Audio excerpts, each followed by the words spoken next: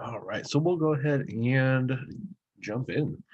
So welcome everybody to this session, FlipGrid. Of course, over the session, we'll cover everything that we need to know about FlipGrid. If you're live with us, I'll put the link for the slideshow in the chat for you there. You can also get to the slideshow from the short link you see at the top left of my screen here, bit.ly/capital NEO lowercase FlipGrid, NEO lowercase FlipGrid. And I'll get you the whole slideshow for today. And once you're in there, go ahead and give a click on that sign in here link if you're here live with us. Of course, if you're watching this as a recording, you don't have to worry about that. But I'll put the link for the sign in the chat as well. So I just put both those things in the chat for you.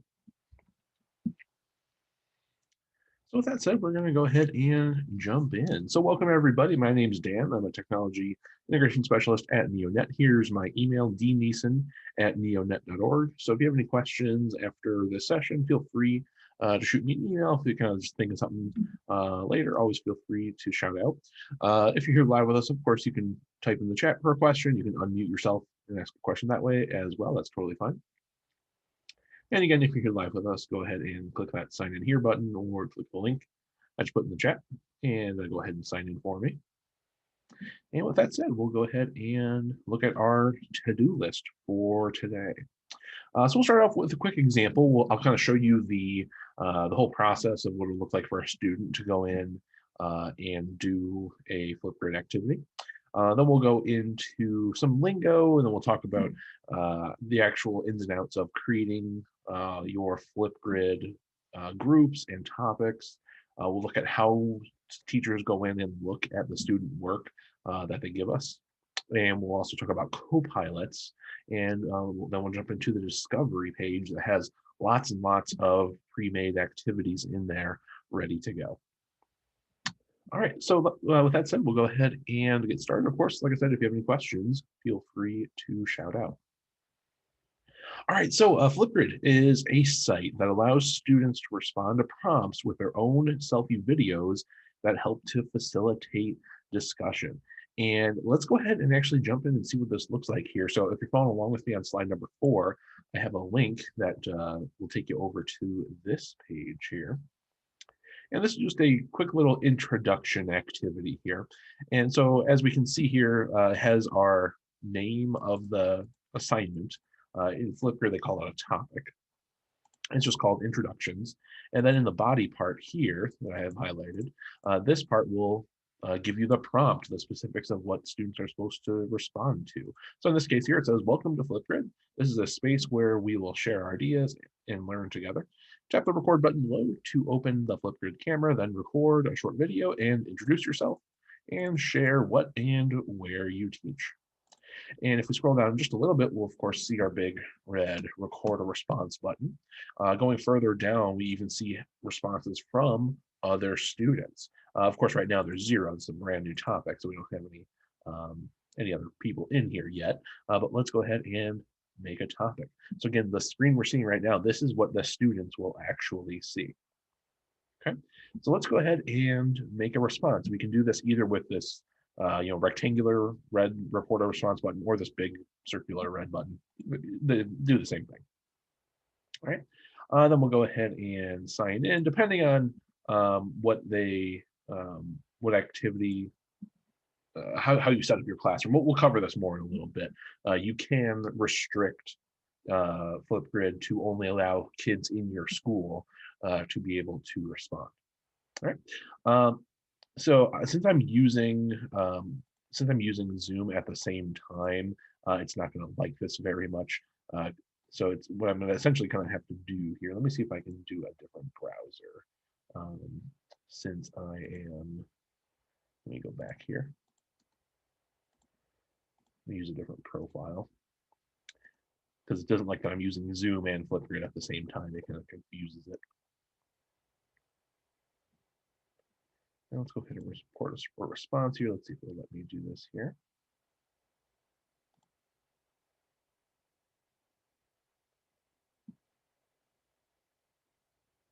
Okay, as this is loading up, this is basically the page that students will see.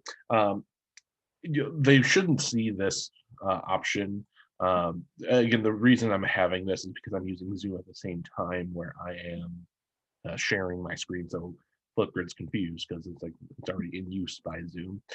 So I have these things allowed already, so there's nothing I can really do from this case. But on your screens, if you try this and you're not screen sharing in Zoom, you would just see a little next button, and then you'd be able to make your recording. Okay, so essentially what we would have, let me kind of just jump back here, is essentially what we would have is a activity. Hang on, let me back out to a different example here. Here we go. I'll just use this other class example here. Eventually, we would have a response from students in the form of a video. Students, the whole process for students is again really easy because all that they have to do is click the link that you give them, and then they'll be able to click on the record a response button and just follow the prompts and make their video recording of whatever activity you had them do. Okay, and that's pretty much what there is to it as far as the students go. So the process is really, really straightforward for the students. Of course, we have to do some setup on the teacher side. So let's go ahead and jump into talking about that a little bit. All right, so like I said, Flipgrid is a site that allows students to respond to prompts with their own selfie videos that help to facilitate discussion. And teachers are going to create groups or classes that are made up of topics or posts, or you may refer to them as assignments. Flipgrid has some certain nomenclature, some certain terms that they like to use. So we'll cover those in just a second. Students will join your group and they are going to respond to the topics. Okay, so that's just kind of, you have to get a little bit used to the terms that they use in Flipgrid. Okay, each of your groups will have a customizable join code. We'll talk more about that in just a little bit. So you can send out basically a link that you can send out to students to help them get into your Flipgrid group or class. Okay, and we just saw Flipgrid from the student perspective. And again, all that they have to do is just click on whatever link that you give them, and they just go in and respond back to the video, with a video rather, I should say. Okay, so now let's talk about important lingo here. So like I said, there's kind of some key terms here for that Flipgrid uses. So groups are your classrooms. Topics are those questions or prompts or assignments that are posed to students.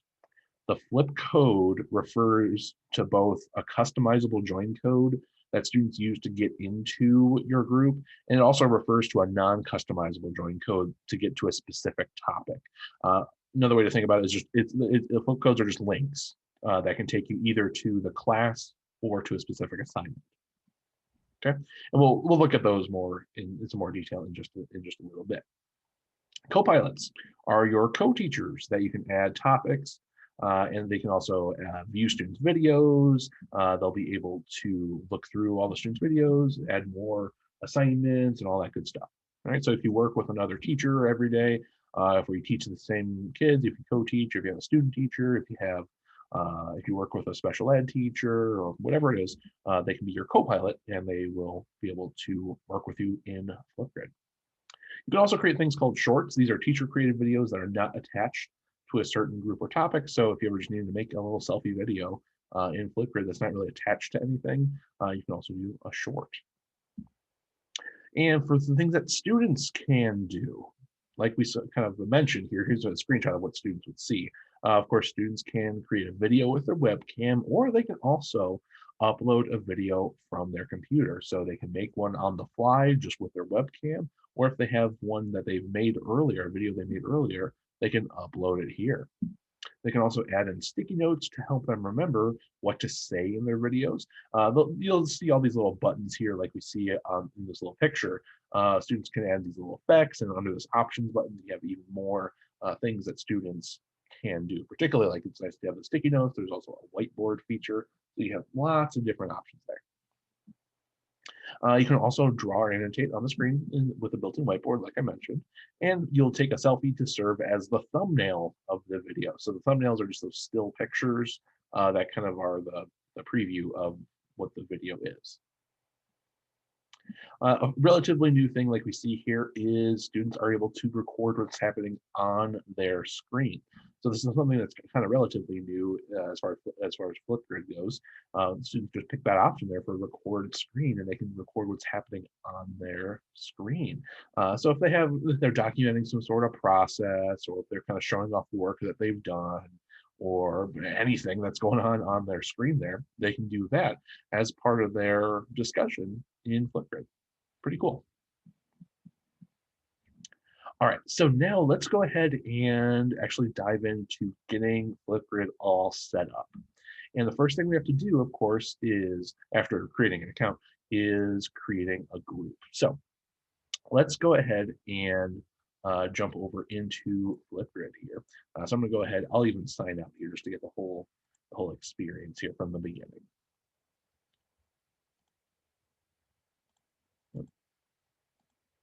Give that a refresh there. So of course, we just go to flipgrid.com. And when we first come into Flipgrid, of course, you can, if you don't have an account already, you can just do the educator sign up way up on the top right. If you already have an account, of course, you can do educator login. And you'll notice on that page, in the top middle, there was a spot for students to put in their join code. Again, we'll talk more about the join codes in just a little bit. Okay. And so when we first come in, when you create your account, of course, you can do a Microsoft or a Google sign in. So those are probably the two primary sign in methods. So depending on how your school works, that's a nice and easy way to set up, or you can sign up with a different account. By the way, Flipgrid is a totally free tool. There is no paid version to use. So there's lots of good stuff you can use here for totally free, which is great. All right, so now let's kind of jump back here and let's go look at creating a group. So again, groups are your classes, your classrooms. All right, so we're going to click on that click on the new group button, and then enter in all of our settings, and we're going to create a flip code. So here is our create a group button over here on the right hand side. And we're basically just going to fill out all this details page here. So let's do a run through. All right, so onto this first box here, group name. So of course, this will be the name of the class. So if, for example, we are doing, I was a social studies teacher, so maybe I'll do a social studies example. So I'll say, maybe this is my third period US history. Okay, you can call it whatever you want. Then right next to that, we have our join code here. So this join code has to be unique, but you can also customize it. You can see by default, it just gave me a default name where it's just my last name and then 1237. It just gave some random numbers. I can do a customizable code here, so it's nice and easy for students to put in. The benefit of doing a really nice, easy join code here is all that students would have to do to join is they would just go to flipgrid.com and they would use this little box up here on the top middle and put in that code, whatever I put in. Okay. Now here's the thing. These join codes have to be unique, meaning no one else that uses Flipgrid, no other teacher using Flipgrid can have used that name. Okay. So if you have like a really common last name, you probably need to have like some numbers or something like that attached with it. Okay. If I try to just say like US history, it's going to be taken. It's something that's just so common, it's going to be taken already. Okay. If I do like maybe my last name, then US history. So if I do Neeson US history, okay, I can do that. All right. So again, just think about making that unique and still easy to remember so kids can get it. All right. So there's our unique join code. Now below that is we're going to set up our permissions. So here is how we're going to decide how students are going to be able to join into the class. Most cases, you'll probably do the student email one. If you're a big Google Classroom user, you may use the Google Classroom one. Basically, it's going to pull the roster from your Google Classroom and just drop it here into Flipgrid. Again, if you are a big Google Classroom user already, you can do that one. The public one, you're probably not going to want to do unless you're doing an actual public Flipgrid where anybody can join. The example I had linked earlier on in our presentation here was a public one, so anybody can come in there and do it. Of course, when you're actually doing this with kids, probably the most case, you'll probably either do student email or Google Classroom. So I'm going to do student email. And what this does is it locks our options by email domain. So what they mean by email domain is what your students' emails end in. So if, for example, your student emails always end in at myschool.org, that's what you would put in. Okay, you don't have to put the student's specific emails in. It's just the domain, including the at symbol. So if it's like at myschool.org, I just hit enter after that. It'll save that as an option. Oop, I mistyped that. Okay, whatever email address your students have. Okay, like in my case for Neonet, ours is just at neonet.org. Okay, hopefully that makes sense. All right, and then scrolling down a little further here.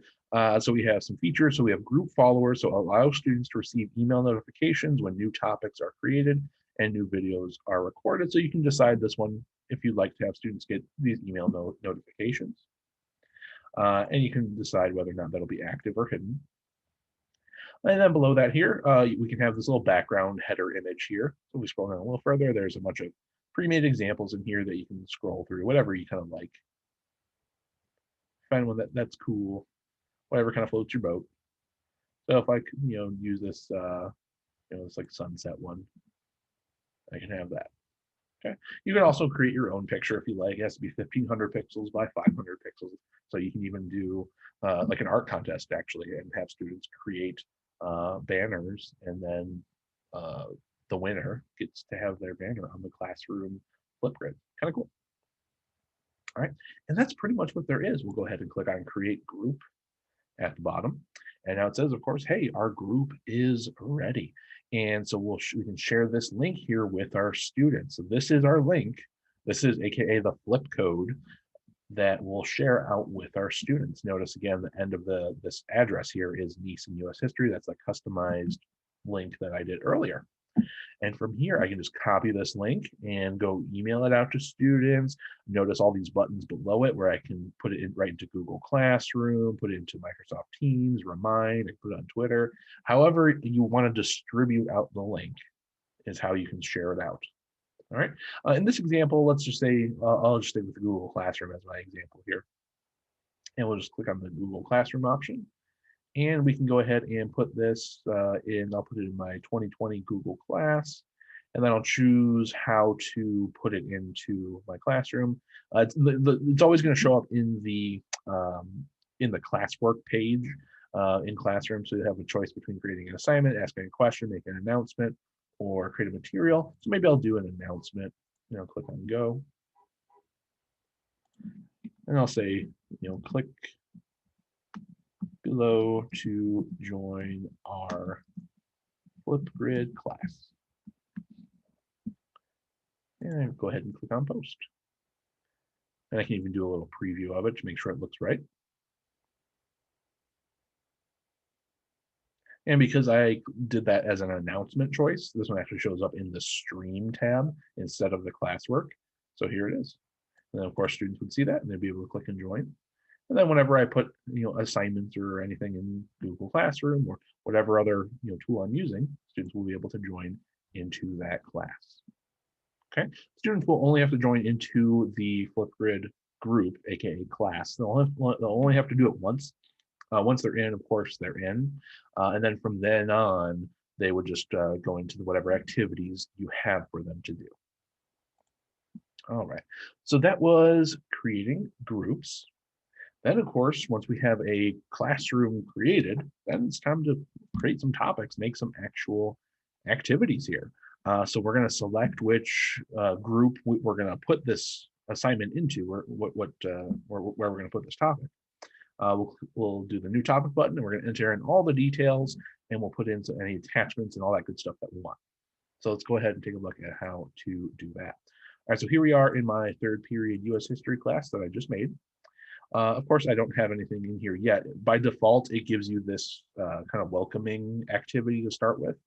We can look at it just as an example. So this is just an automatically created activity for us. We can do as much as we want with it, or if we don't want to use it, we can just get rid of it if we don't need it. Okay, but for now, let's go ahead and create a brand new one. So let's go over to the top, or to the right side rather, and we'll go to add a topic. And now we can just start creating whatever we want. So for this one here, let's kind of stick on the theme of US history since that was our class example here. And let's do, I'll say maybe this is like a pre-assessment discussion here. So I'll say 3 things you know about the American. Oh, I'll just do a little preview. 3 things you know. You only have 35 characters limit there, so I'll do kind of a little preview there. Then in the actual prompt here, I'll say, tell me 3 things you already know about the revolution. Okay, I can give those some extra prompts. I can give them multiple prompts. I can put as much as I like in here. You have 1,000 characters to play with here, so you have plenty of space. So you can put in all the details and stuff that you want. Notice up here along this top line, you can also put in links in here as well. You can also make text bold, italics, underline if you'd like as well. All right, so far I have tell me 3 things you already know about the American Revolution. This can be important people, events, or fun facts. All right, and again, you can ask as much as you want. You can do multiple separate questions. Now below that, we have this media option here. And under here is a ton of all these little different buttons here. And all these ones let you add in a little extra kind of focal point where students will be able to look at this particular thing. So this could be a video that you record and you could introduce the same topic. It could also be video of you just reading the topic. It could be a video of you giving a preview of what we're going to talk about in class or summarizing what we've talked about in class. It can be whatever you want. Next one over is upload a video. So of course, if you pre-recorded a video, you can do that. You can pull in a video from YouTube. You can just drop in pictures, do GIFs, do an emoji, pull in things from Microsoft, from your Google, from Microsoft Cloud, from Google Cloud, from Kahoot, from Wakelet, from Nearpod, from Newsela, from Adobe Spark, from Wonderopolis, and from Muncie. There is a lot of options in here. So in our case here, probably one of the most common things you might do is a YouTube video or maybe just a GIF for fun. So in this case, maybe I'll just do a GIF here and I'll just do like, American flag.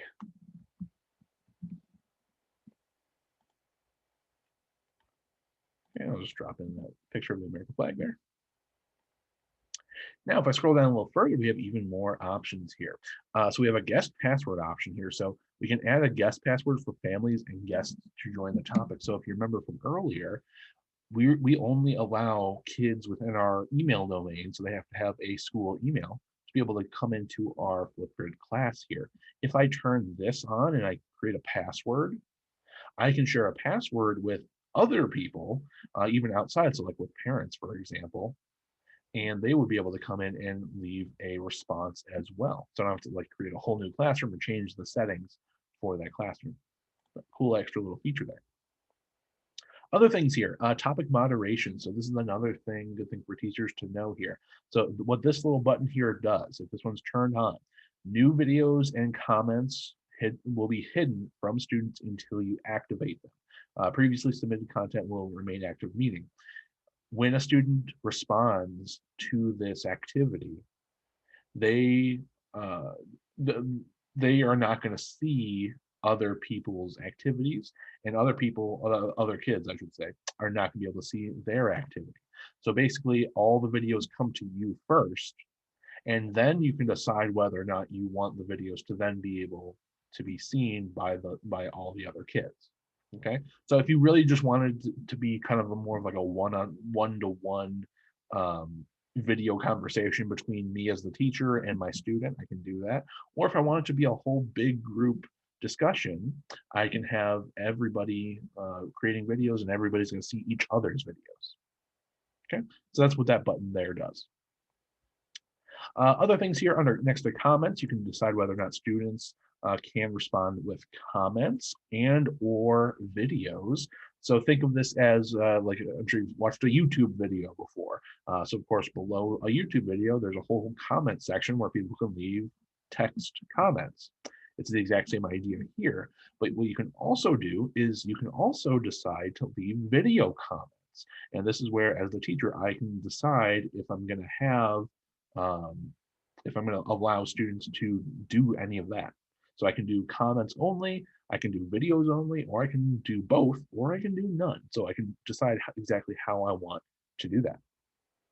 Next thing here, recording time. So this is where we can decide how much time students are going to get to make their own videos. I can limit them to down to as short as 15 seconds. So they have to summarize and make their whole discussion within 15 fit within 15 seconds, or I can give them up to 10 minutes. So you can customize that to whatever you want. So by default, it's a minute and a half. Of course, you can set it to whatever you want. Then you can also have it generate captions in different languages. Pretty cool.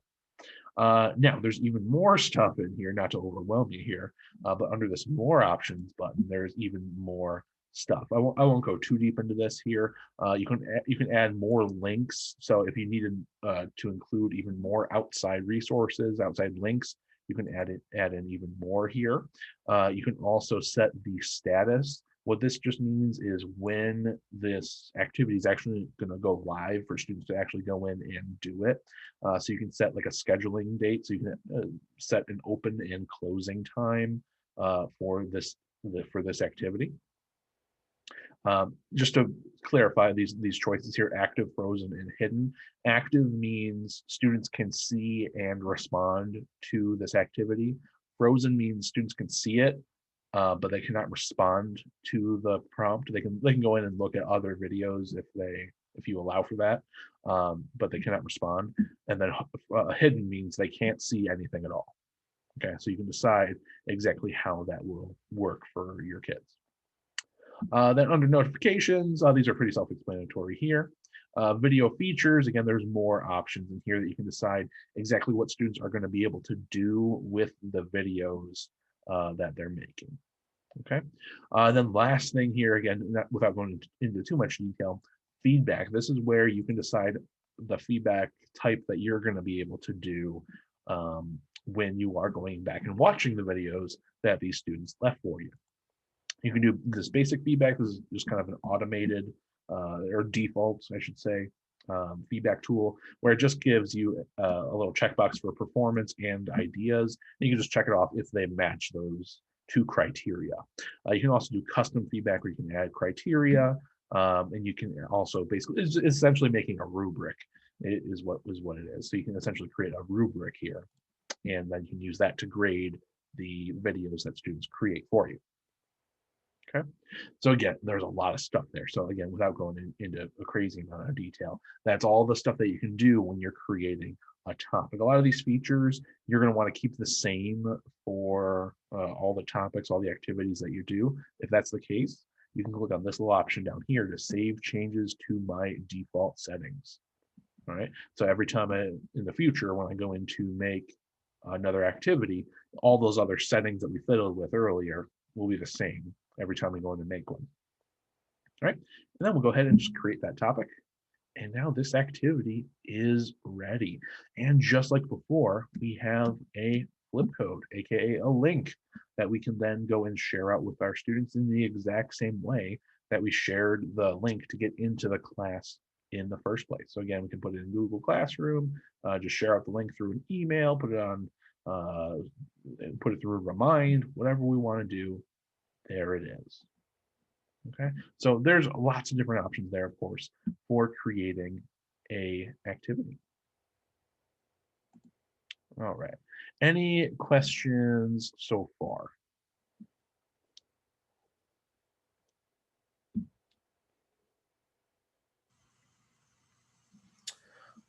Awesome. All right, so next step then, of course, is to look at, to be able to view students' videos. So like we saw, so students are able to record videos of themselves with just the webcam on their computer, or they can upload a video that they make or do a screencast. And then, of course, teachers can view each student's video, and teachers can decide if students can see each other's videos like we talked about earlier. That was just in that settings for that topic, for that assignment. In the group, teachers can see how many videos have been posted by students. So going back in this example here, so here's my 3 things to know topic. I see I have 0 responses because I just made it. Or even if I go back to my whole classroom, my 3rd period US history here, I can see I have 2 different topics, and both of them, you can see right underneath, there's 0 responses for either of them. But of course, we'll have more once we actually have students go in and do these things. And then to go in and grade, what we're going to do is just click on the topic, then go to the students' videos at the bottom of the page. So here we are in our topics. Let's say we want to go and grade these 3 things already, and we'll scroll down and we'll see the students' videos here. Of course, we just made it, and there's no students that have done it yet, of course. But this is where we're going to see them when they come up. Let me jump to an example that actually has some activities. I think this one. There we go. This is another example here. So here, this one we have 15 responses in, and then here's all the videos that people have left for me. All right. And so when I come in here and it's time to actually go in and grade, we'll go that far. When it's actually time to go in and grade here, we'll just scroll down and we'll just start going through our list here. So I'll just click on the first one here. We'll watch her video. And then if I scroll right down below the video, again, if you're used to YouTube, it's the exact same video on the top and then all our details and things right below it. So we see our details that she left for me. I can also put in a comment in here if I'd like. So if I want to do like a typed comment, I can do that. Under feedback, this is where I can leave some private feedback. So if I want to give her some feedback that's just specific to her, I don't want other kids to see it, this is where I can leave some feedback, and this is where I can leave video feedback for her specifically. This is where we have our grading rubric like we talked about earlier, and this is where we can leave some private typed text feedback as well. So of course we can do it any of those ways. Okay. We can also go into edit here. So if we have any of those other information that we want to change, and then we kind of see any closed captioning that kind of auto generates there. Okay. So it's all pretty easy to use. And essentially from here, you'll just go to the next video. Notice it gives you a nice little button over here on the right-hand side. You can flip over to the next person and go and watch their video, leave them their feedback, and keep on going. There's our next one. Leave her feedback, and so on and so forth. And that's pretty much what there is to grading. It's all pretty easy to do. Of course, you don't have to put in point values here. You don't have to use the grading rubric. If it's something that's purely just for discussion, of course, you don't have to actually use the grading rubric. There's nothing that stops you from making this an ungraded activity.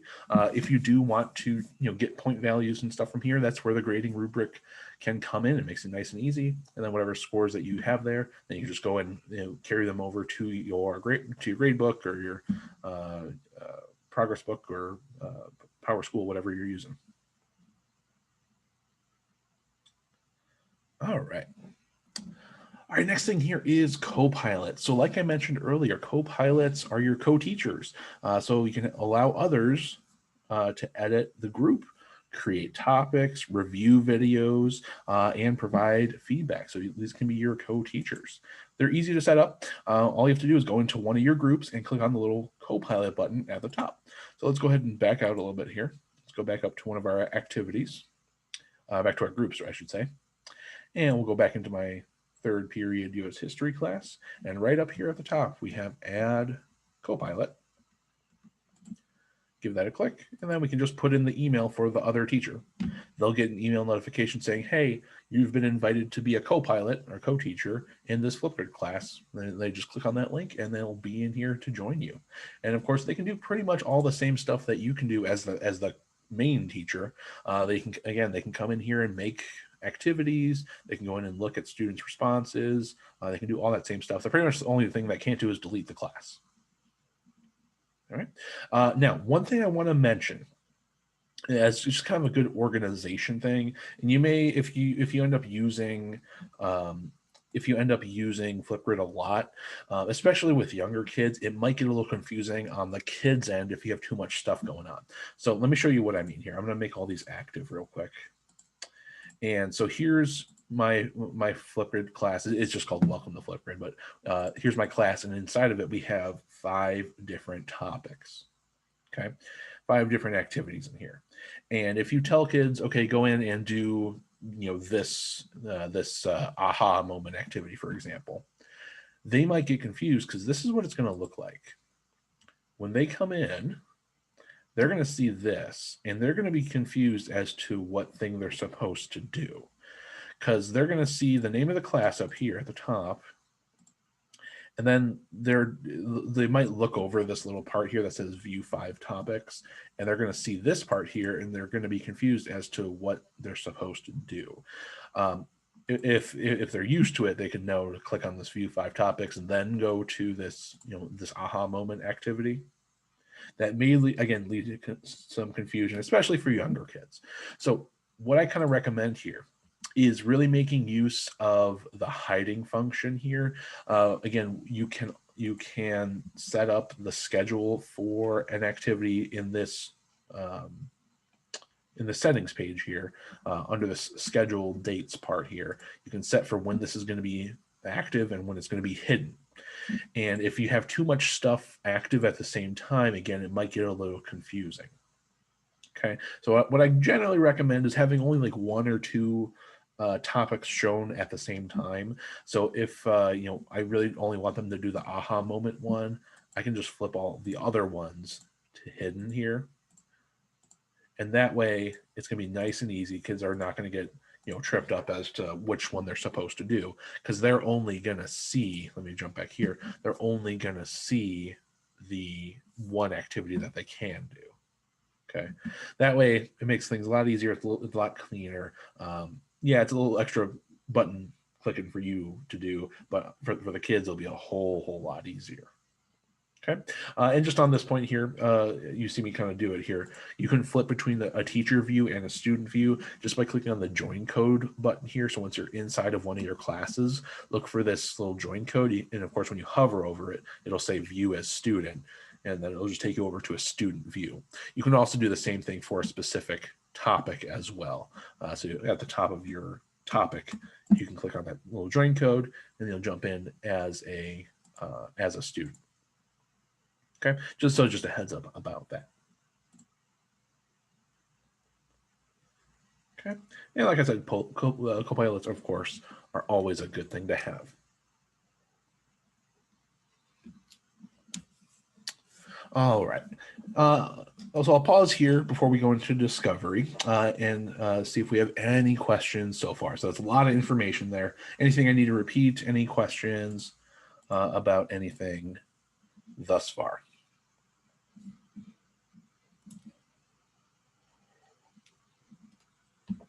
It absolutely is. It is a very cool tool to use for sure. There's a reason it's as popular as it is.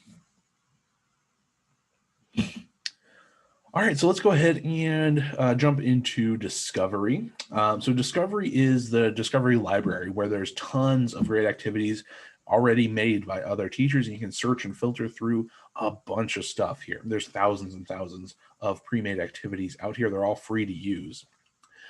Basically, we'll search for anything, find the title, and we'll basically just review through the activity, see what this other teacher made, and then we can copy it to our own FlipGrid classes here, our own groups, and we can even edit it too and tweak it if we need to. Okay, we'll kind of probably skip past the GRIDPALS thing for today. I'll just kind of jump over to discovery for now. All right, so let's go ahead and jump over into discovery. So of course, when we're in FlipGrid, just all the way at the top, just click on that discovery tab. And in here, there is over 34,000 topics. These are all pre-made activities that are made by other teachers and other organizations. Some things are made by like Adobe for education. There's things by like the ADL, California State Parks, Scholastic. There's a lot of stuff in here made by like professional organizations, as well as individual, just regular teachers. If we scroll down, of course, we'll see some trending stuff. We'll see some of those like professional organization partners. We see different collections, and then there's a crazy amount of examples in here. And if we keep scrolling down, we can start searching and search by subject. We can search by audience, meaning grade level, and just search by keyword here and search for whatever we want. And so I'll stick on my example of U.S. history here. So I'll go into social studies, and maybe I'll do high school. All right, and then maybe I'll even narrow it down more. Maybe I'll say American Revolution.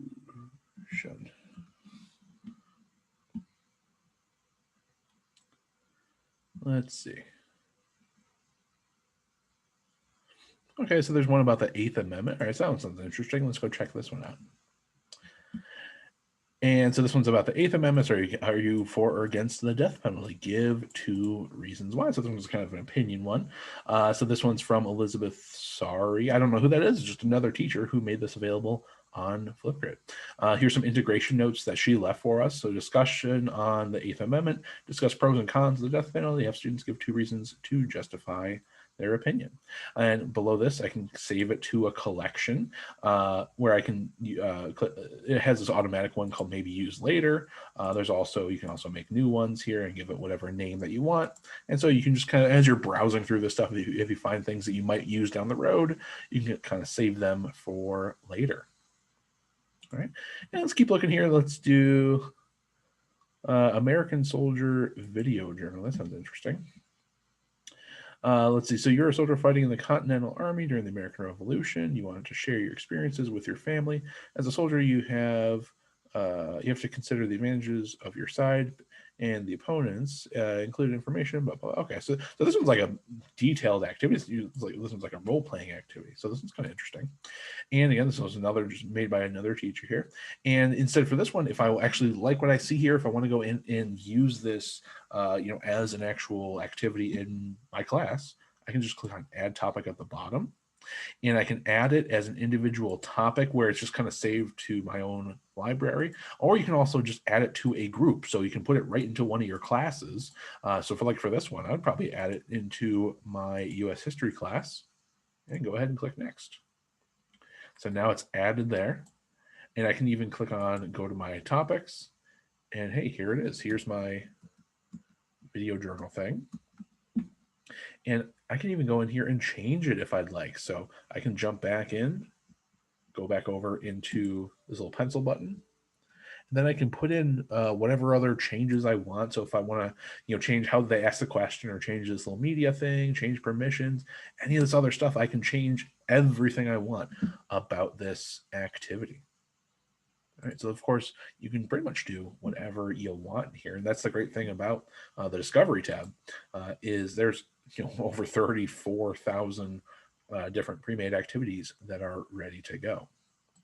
If you'd like to contribute your own activity to the Discovery tab, so for example, maybe if I want to take this 3 things I know activity here and make it available in the Discovery, I believe we put it under this Actions button.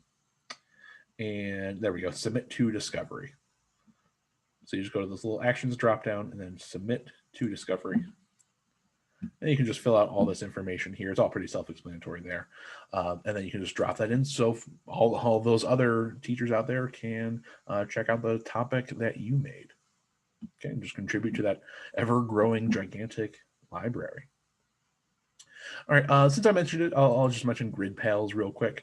So this tab at the top here allows you to look at all the other FLIPGRID users in your area. So I'm in Cuyahoga Falls, Ohio, and so if I kind of zoom in on Cuyahoga Falls, I'll see all the other teachers in my area here that are using FLIPGRID. So I see Courtney here, I see Megan over here, and so you can kind of look through and connect with them. It's just a way to kind of see where their social media is.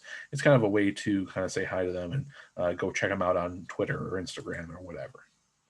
Kind of a cool thing. Last big thing here I'll show you here is shorts. So like I mentioned earlier, shorts are those little independent videos that you can make that as a teacher you can make that aren't going to be connected to any particular topic. And so I can just make a video here and go and reuse it over and over again. Or if I want to use it for these different purposes, of course, there's lots of different uses for little independent videos. Okay. Then pretty much from there, it really just comes down to using Flipgrid in class and coming up with lesson and activity ideas. Here on slide 14, I have a bunch of links here for you for different ways to use Flipgrid in class. So feel free to kind of browse through those at your leisure. Of course, not to mention all the 34,000 ideas that are on Flipgrid already. Also, check out their Twitter, particularly on Twitter. Flipgrid has a really strong community there. Pretty much all of social media, honestly. It's a very social type of tool, and teachers and the company itself, they share all these great ideas in different ways that teachers are using Flipgrid. So it's awesome stuff to see. All right. Since we're almost at the end of our hour here, I guess we'll just kind of skip past our practice time here, and we'll just go ahead and wrap it up. So as you're practicing in your own time here, basically just get everything set up. So go through the whole stages like we did. Start with a group, setting up all your settings there. Then create a practice topic. Practice with all those settings. Just take the couple of minutes to run through that whole settings page and get everything all set up there. And then set your defaults too. That can save you a lot of time. All right, and here's our to-do list that we started with. So we went through an example. We looked at creating groups, creating topics, reviewing student work, going and adding co-pilots in so we can work with other teachers. And we looked at the discovery library so we can go and grab thousands of other pre-made activities that are all ready to go. Awesome, good to see you. So in the chat we see we're going to be using the discovery tab. Awesome. Free pre-made stuff is always good. That's what it's all about. All right, wrapping up here, here's the upcoming sessions over the next few weeks. All these other ones here are also free to come to. So if you want to, if any of these things here pique your interest, always feel free to check these ones out. Other than that, if you're interested in graduate credit, here's that information. But other than that, that will bring us down to the end for this session today. Thanks so much for watching this recording. If you're watching this as a recording later on, if you're here live with us, thanks for coming. Of course, if you have any other questions, email is the best way to get a hold of me. So it's dneeson@neonet.org. So if you have any questions, that's the best way to get a hold of me. And again, there's also a quick survey on the last slide if you're interested. And if you're live with us, again, go ahead and sign in for me so I can get you a certificate of attendance. But that will pretty much bring us down to the end. If you have any questions, let me know. Other than that, stay safe, wash your hands, wear a mask, all that fun stuff. And I'll see you guys next time. Thanks, everybody.